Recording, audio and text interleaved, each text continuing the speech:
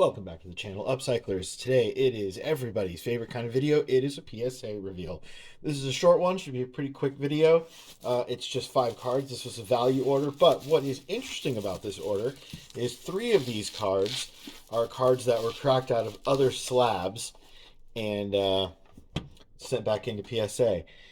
We are going to start with, here, let's do the ones that are... Okay, here's one that was just a regular one that I sent in. This is a Lords of the Diamond 98 Topps Chrome. Sorry, 99 Topps Chrome. These are beautiful inserts. I have slowly been acquiring quite a collection of Griffey, of the rarer inserts from the late 90s into the early 2000s. There's some really cool ones. So, this one getting a nice one. I bought this one raw off eBay a while back and just got around to sending it. Okay, that's one. This is another one I bought raw off of eBay. This is a Jordan Alvarez out of 25.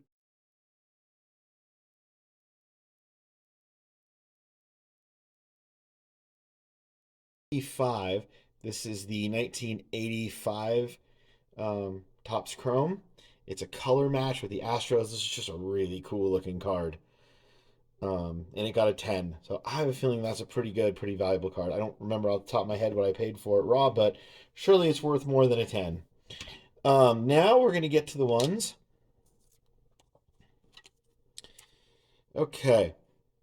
This was in the old style SGC slab where they got a 96, which was equivalent to a 9. There was that whole really confusing old grading system with the 100-point scale with SGC.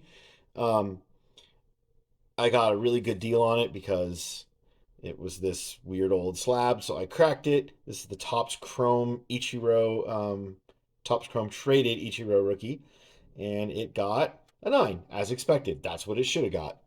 So that's good. We'll leave that there. Now, I originally bought, let's do it this way. I originally bought this card in an HGA slab for a good price. HGA stuff was really cheap, still is. So I thought, oh, it might get a 10, probably worst case a 9. That's fine. It's the red refractor. It's the Ben Baller 85, and it's numbered out of just 5. And so I cracked it and sent it to PSA. And PSA gave it an 8. But it was in the same order with the next card I'm going to show you, and a few other cards that just there's a video of it up. You can go back and watch it. It was a few months ago, and I got absolutely annihilated. I must have got the world's hardest, grumpiest grader on that order. So I was cracking and resending a lot of them, and I've actually had pretty good success getting a 1 or sometimes even 2 grade bump on some of these cards. So I still think this card should have been at least a 9. It was worth a go, so I sent it back in, and in fact, it got the 9. So that is nice. That's a really nice card too. And then the last one is probably the wildest story of them all. The trials and tribulations of this card. This was from that same order,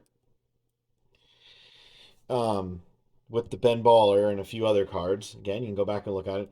This is a Topps Gold. Sorry. The first thing we got, it was an HGA 9. And I got it for just an absolute steal earlier this year. Maybe like back in the summer.